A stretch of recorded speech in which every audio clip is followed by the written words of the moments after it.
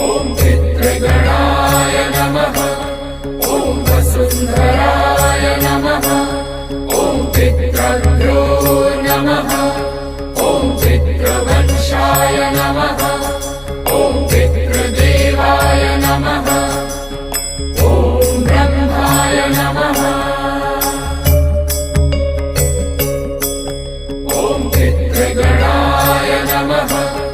ॐ वसुन्धराय नमः। ॐ पितृभ्यो